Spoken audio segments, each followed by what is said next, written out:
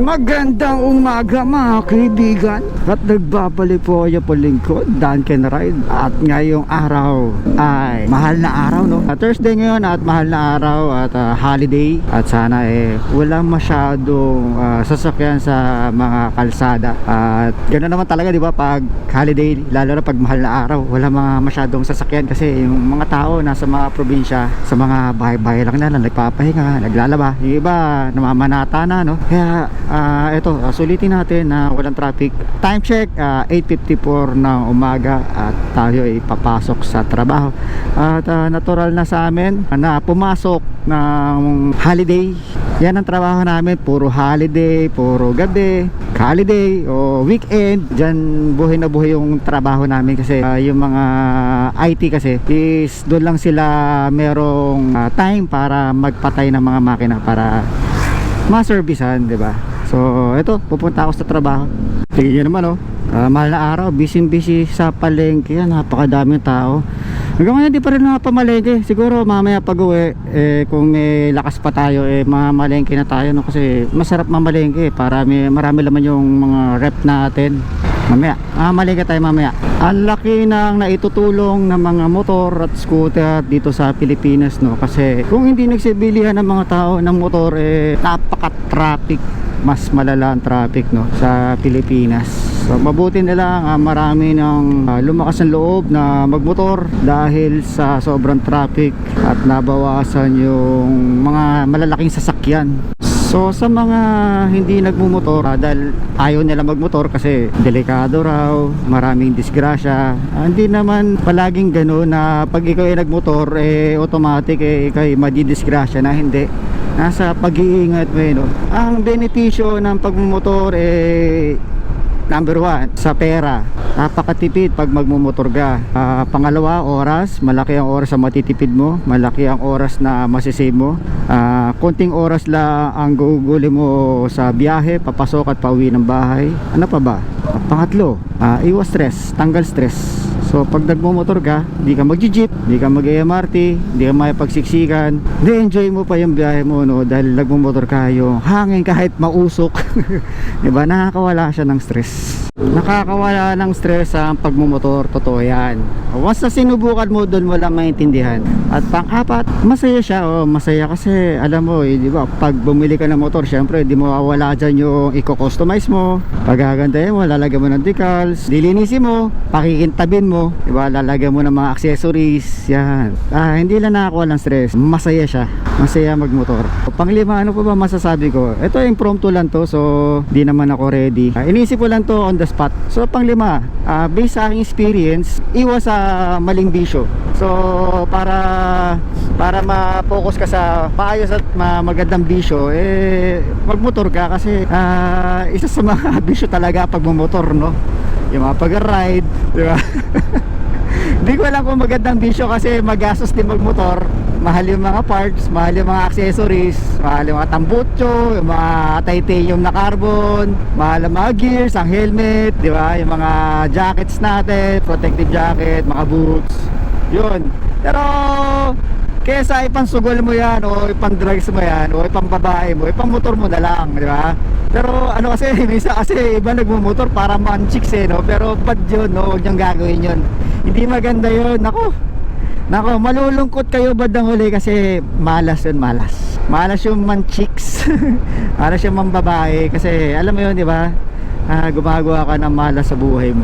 Panandali ang aliw lang yan, di ba? Mahalin mo yung pamilya mo, mahalin mo yung asawa mo, mahalin mo yung anak mo, huwag kang gumawa ng ganong bisyo.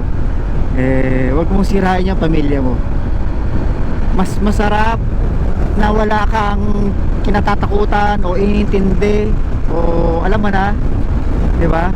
Kinatatakutang bagay dahil sa masamang bisyo, di ba? Masarap matulog ng maayos na walang inintindi, na walang stress, di ba?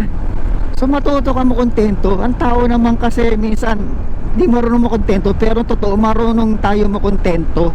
Tanggapin lang natin, marunong lang tayong tumanggap, di ba? Tanggapin natin na ganito lang talaga ang buhay natin, na wag na nating ipilit yung mga mali, wag na natin ipilit na mangyari sa buhay natin yung hindi dapat. pag ganun ang naging kaugalian mo, matututo kang makontento at magkakaroon ka ng happiness, di ba?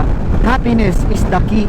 Happiness, matuto kang makontento, isipin mo kung ano yung tama, makonsensya ka, di ba? Kasi mahirap pag inabot ka na ng katandaan at naaalala mo yung mga pinagagawa mong kasamaan o kamalian sa mundo, doon ka palang magsisisi, no, kung kailan malapit ka na, alam mo na, sunduin. Di ba?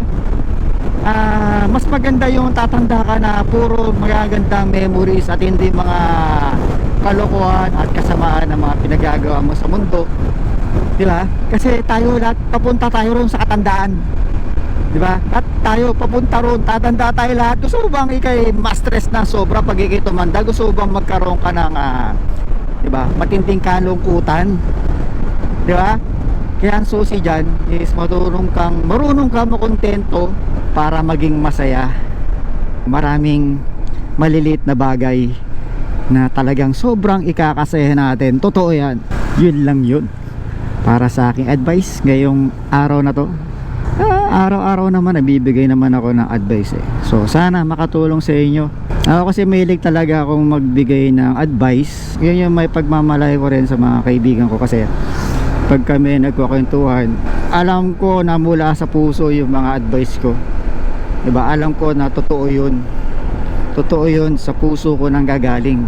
Kaya tayo ay maging makadiyos, makapamilya, ay maging mapagbigay, mabait, maging mabuting magulang, maging mabuting anak. Dahil doon yung kasiyahan wala sa barkada, wala sa ibang tao, nasa sarili mo ng pamilya matatagpuan yung kasiyahan na yan. Matuto kang magpatawad, patawarin mo kung sino man yung mga nagkasala sa'yo o nakagawa ng mali. Patawarin mo yan, nagkakaroon ka ng peace sa sarili mo. Alright! Talaga ng airport, no? Kung gagawa ka ng airport, dapat, nako, mas malaki pa dyan yung lupain mo. Dahil ilang, nabubulol ako. Dahil ilang eroplano yung kailangan mong i-park. Kailangan malaking parking lot talaga. Kasi eroplano yung pinapark mo, hindi motor, hindi kotse. No, napakalaki. No? Diba? Runway pa lang. Ilang kilometro na. Wala masyadong sasakyan. Diba? Luwag, oh. Usually kasi dito malapit sa airport, marami talagang sasakyan, lalo na mga tanghali. Kahit umaga, sabi madami pa rin. Inayos ko lang yung aking GoPro kasi minsan nagkakamali ako na recording, no? Sayang yung ibang mga kuha. Pero nandito na tayo ngayon sa kahabaan ng Ross Boulevard. May sasakyan sa likod, maliit. Mabilis siya, nakita ko agad siya. Pero dito nga tayo sa motorcycle lane para tayo hindi masyado mapagalitan. Wala masyado pa rin, may mga sasakyan pero hindi ganon kagrabe o ka-stress, no? Hindi ganon ka-stress yung mga drivers. Tayo mga motorista kasi maluwag, saka holiday, di ba? Karamihan mga nasa bakasyon, wala makapasok. Yung mga bumabiyahe niyan siguro mga pupunta sa mga kung saan magpapahinga o bibisita sa mga kamag-anak. Di ba naman magtatrabaho yung mga nasa IT kadalasan nagtatrabaho ang mga IT sa holiday.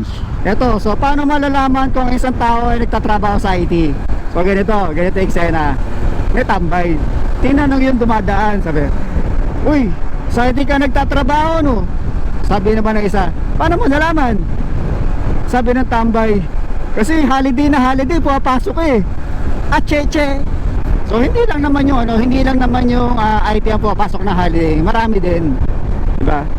Marami din. So iba. Sarap, no? Kung araw-araw ganito yung biyahe natin papasok, diba? Gagana nga talaga pumasok sa trabaho kasi pag sa Pilipinas kasi pagpapasok ka sa trabaho, diba, 2 oras, 3 oras, minsan 4 na nga ubos na yung oras mo, nagugol mo sa isang araw, hindi ka pa nakapag-search sa trabaho, papasok ka pa lang, diba? Diba, parang lugi tayo ron tapos uwi ka, ganun din, sobrang traffic din, diba? Parang hindi lang 8 hours yung ipinapasok mo, diba, sa loob ng isang araw. Oo, singit tayo dito, tingin tayo dyan, diba? Ganun sa Pilipinas hindi ka lang 8 hours nagtatrabaho kundi 12 hours minsan o higit pa. Kasi ginagawa yung kalsada ron. Oh ha, so doon tayo sa flyover. Nakikita nyo, ang dami mga nagsarahan ng mga bars dito sa kalsada na to, no? Dito parang halos dito sa Ross Boulevard para namatay yung business kasi makikita mo parang hindi na nagbubukas, ang dumi-dumi na, di ba, yung ilan, no? Siguro nung nawala yung karamihan sa mga pogo, no? Saka dito sa Malate, dati ang daming tao dito sa Malate tuwing gabi. Dito yung sentro ng gimikan dati nung araw, nung mga 2000, early 2000, late 90s, early 90s, talaga dito puntahan ng mga gimikero. Dito dahil may checkpoint dun, dahil police checkpoint. Tuwing gabi ang dami ng tao ron, dami ng foreigner, dami ng gimikeros, gimikeras talaga. Pero nawala tapos nalipat yung mga gimikan sa Baywalk, di ba? Namatay lalo yung sa may Malate. Tapos sinara din yung mga nasa Baywalk, tapos parang halos nawala na, di ba? So, hinto tayo, no, kahit wala naman tumatawid kasi lakas red light maging kaugalian na sa atin yan na huminto. Tingnan mo tong jeep, diretso yan. Tayo kasi maroon tayo sumunod, pinapakita natin yung tama. O tara, diba? Kasi mahirap pag kayo nahuli, mas mahirap yun, makukonsensya tuloy sila. Pero para mas maganda ron, no? Sige, dito na para maraming nakamotor din. Sige, patayin ko muna. Magandang hapon mga kaibigan, at nagbabalik po niyo po lingkod Duncan Ride. At ito, pauwi na ako sa aming bahay. At dito ako dadaan sa may bandang Quirino Avenue. Matry naman, maiba-iba naman. Sa tingin ko mukhang walang masyadong sasakyan dito compare dun sa kagininang pinanggalingan ko. At ngayong oras nagsisimula na maglakad panata ang mga pupunta ng Antipolo, kaya yung mga pauwi ng Antipolo mga nagmamadali na yung mga yun kasi pag inabutan sila ng lakad panata, nako, di na sila makakadaan yung mga sasakyan. Oo, doon na sila dadaan siguro sa C6, doon sila makakadaan kasi dami na naglalakad panata. Nung araw nasubukan ko rin maglakad panata, no? Maraming beses. Masarap sa pakiramdam makapaglakad panata kasi alam mo para sa ating Panginoon yun yung ginawa nating pagsasakripisyo na yun. Pero ngayon kasi ito, bira na ako makasama kasi ito nga, may pasok, pagod na. Tapos alam nyo na, ang trabaho natin palaging holiday at gabi at weekend, kaya tayo di na masyado nakakasabay sa mga ganun. Naalala ko nung unang lakad panata ko, sinama lang ako ng mga barkada ko, so wala pa talaga akong idea. Sabi niya maglalakad panata kami, ako naman, oo sige. Hindi ko alam kung gaano kalayo o saan pupunta. Sinabi nila Antipolo, pero hindi ko alam kung gaano kalayo Antipolo, saka kung hanggang sa kami maglalakad. Tapos yun, sumakay kami ng bus, bumaba kami ng Mega Mall, doon na kami nagsimula maglakad, diba? Tapos yun nga, ang dami na namin nakasabay, dami na naglalakad, karamihan mga kabataan, no? Dito yung lugar nga pala na may hold up, no? May hold up, may stage dito yung kinuyog no, dito sa lugar na to, sa may tulay ng La Huerta. Dito yun. So madalas kasi nung araw, nung kabataan ko, dito ako madalas nagagala. Pag-alagala ako dito sa lugar na to kasi mga barkado ko taga dito, taga dyan sa La Huerta. Alam nyo na, laking Paranaque ako. So yun na nga, naglakad panata kami. Hindi ko masyado alam yung pupuntahan. Sumusunod lang ako sa mga kasama ko kung saan kami pupunta. Nga, medyo masaya siya kasi alam niya na, lakad panata kasama yung mga barkada ko dito. Pero parang nawawala yung yung pinaka, yung spirit. So spirit nga ba tawag doon? Parang nawawala yung yung sincerity, no, ng paglalakad panata mo. Kaya dapat kung ikaw maglalakad panata, talagang sisiryosohin mo na ikaw namamanata, diba? Na humingi ka ng kapatawaran sa mga naging kasalanan mo. diba? Pero okay lang naman yun kasi para experience na rin. Alam niyo na, hindi rin maiwasan dahil kasama mo yung mga barkada mo, hindi maiwasan yung mga kulitan, asaran, diba? So yung lakad panata namin puro asaran nga yung naganap puro asaran, kulitan, mga kalokohan, mga kung ano-ano. So yun, pero pagdating namin dun sa Antipolo, sa simbahan, doon na nung balik yung sincerity namin. Doon kami nagdasal, kinumpleto namin yung dasal, nagmisa kami, diba? So kahit paano naman naging makabuluhan yung aming lakad panata. May ginawa kami pagdarasal talaga. Naalala ko nga noon, 5 lang kami magkakabarkada pumunta doon. 5 kayo magkakabarkada, 4 kami lalaki, 1 babae. So may barkada kayong babae na sumama sa amin. Kahit puro boys yung kasama niya, wala namang ano sa kanya yun. Kami puro ano lang naman talaga, magkakabarkada. So lakad panata kami. Ang pagkakamali ko nun, ang suot-suot kong tsinelas, diba dapat ang susuotin mo yung komportable, maluwag, malambot. Ang naging problema nun, ang sinuot ko yung leather. Alam niyo yung uso dating mga sandals na leather nun, na may strap. Pero suot ko yung mabigat. So puro paltos yung pa ko. Pagkatapos ng lakad panata, talagang ang sakit sa paa. Wala pa akong medyas. Puro paltos yung pa ko. Tapos pag uwi ko ng bahay, tulog agad, no? Umaga na kami nakatulog, lahat kami pagod. Nagising na ako mga alas 7 na ng gabi, diba? Pero napaka unforgettable experience talaga. Maganda experience, saka kahit paano diba, napakita natin sa Diyos na kahit paano tayo marunong din naman tayong gumawa ng mga ganung bagay. So ito para sa akin, ito na yung parang panata ko kasi parang naging panata na rin kasi tuwing holiday talaga o tuwing mahal na araw talaga palagi ako may trabaho kasi alam niyo na yung mga kliyente namin doon lang nakapagpatay ng mga servers yan. Tuwing mahal na araw, doon lang sila may time para magpatay. So doon lang nagkakaroon ng maintenance. Kaya ito, basta pagdating ng mga mahal na araw, diba, o holiday, Pasko, bago taon, talaga yun ang pasok namin talaga. So kadalasan bihira na ako maka-encounter na holiday tapos wala akong pasok, no. Kadalasan talaga may pasok ako pag holiday. Baliktad nga diba? Yung mga kabag-anak ko, yung mga kakilala ko, pag holiday nakapahinga sila, pero ako pag holiday madalas nasa trabaho. Ganun yung nature ng trabaho namin. Sila namamanata na sila, lakad panata, pupuntahan nila yung mga simbahan sunod-sunod, depende sa kaya nila. Pero yung iba kasi mga naglalakad panata doon sa may papuntang Antipolo, kadalasan nagsisimula doon sa sa may Mega Mall, doon sila nagsisimula, no. So yun, punong-puno na ng tao yun yung Antipolo. Punong-puno na ng tao yan. Hindi ka na makakadaan ng sasakyan dyan. Ito yun, dami nila doon, mga namamanata, naglalakad sila. Pero dapat pag naglalakad panata ka, nagdarasal ka, di yung puro kwentuhan, di ba, chikahan. Medyo hindi dapat yun. Nagkamali yata ako, no, kasi meron palang simbahan dito, yung Bamboo Organ, kaya traffic. So yun, kung maglalakad panata kayo, seryosohin naman natin, no, di ba? Si Kristo yung dahilan, hindi si Chris. Kaya dapat seryosohin natin yung paglalakad panata natin, di ba? Mukhang meron sila dito sinakulo. So mamaya isasarado nila tong kalsada, no.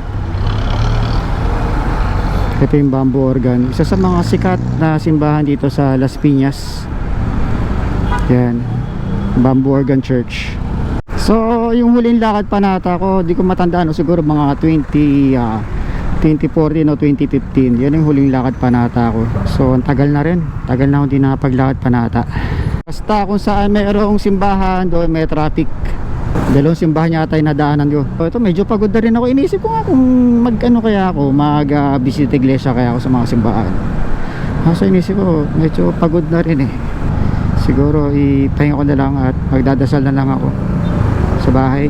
Manonood ako ng Ten Commandments, saka ano pa ba yung mga pinapanood ko nun para alam nyo na, maalala yung mga biblical na pangyayari. Maganda yun, tuwing mahal na araw nanonood tayo ng mga ganong palabas para paano balik tanaw natin yung mga sacrifices na ginawa ng mga kilalang tao sa Biblia. Nakapagod din pala yung biyahe kahit mahal na araw, no? Daming mga namamanata, dami rin mga sasakyan. Kanina mga umaga wala masyado, pero ngayon hapon siguro kasi dahil kanina medyo mainit, ngayon palamig na siya, kaya siguro ngayon sila naglalabasan, no? Motor natin malapit-lapit na rin tayo mag-maintenance, no? So na gear oil ko na to, na-change ko na ng gear oil, yung engine oil na lang, saka brake pads sa likod, brake pad sa likod, siguro linis na air filter, saka bala ko rin sanang ipa-repack yung yung front shocks niya, no? Kasi talagang nakakawala ng tagtag talaga pag bago repack yung front shocks ng motor. Ano kaya mayroon dito? Swimming. Swimming sila. So yun nga, nakakawala din ng pagkatagtag yung pagre-repack no front shocks, no? Tapos papalitan mo pa yung upuan mo na mas malambot, so, diba? Good combination. Alright, so mas relax yung pagmamotor, diba? Nasubukan ko kasi yung sa Passion ng kaibigan ko, napaka-smooth talaga. Kahit may angkas ka, di mo mararamdaman yung lubak, napakasarap sakyan. So ibang klase talaga. So hanggang dito na lang mga kaibigan, nakita-kits po ulit tayo sa next video. Huwag niyo po sanang kalimutang i-like, share at subscribe yung ating video. At huwag niyo rin po kalimutang i-hit ang notification bell. Mga kaibigan, kita-kits po tayo sa next video. Peace!